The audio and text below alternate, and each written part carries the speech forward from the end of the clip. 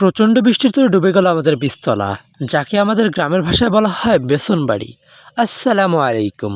আজকের দিনের বেলা হঠাৎ আচমকা বৃষ্টি পাতের কারণে আমাদের বীজতলাগুলো হয়তো নষ্ট হওয়ার উপক্রম। যদিও যে তুলনায় বৃষ্টি হচ্ছে এটা ফসলের জন্য উপকারী নয়। এদিকে দেখতেছি নদীর পানিও ক্রমশ বাড়তেছে।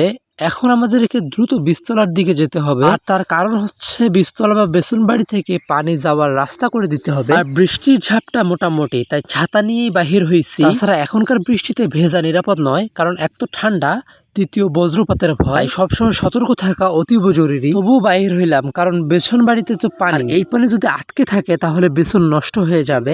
তাই তাড়াতাড়ি করে আমি যাচ্ছিলাম।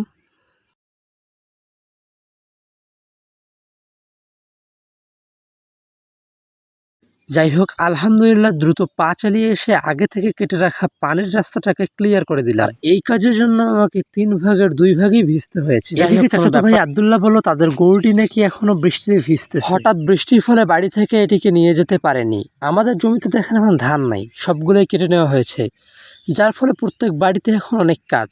এর মধ্যে আকাশটা, এইসব ব্যস্ততার মাঝে গরুটির কথা হয়তো ভুলেই গেছে।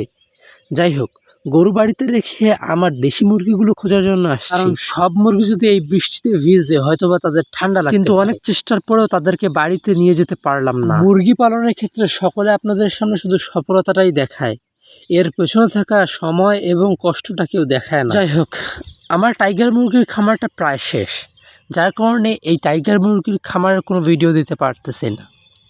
এখন বর্তমানে মুরগি আছে মাত্র একটি, এটাও কোন দিন বা মারা যায়, যার ফলে এই টাইগার মুরগির খাবার আমার সম্পূর্ণরূপে বর্তমান বন্ধ।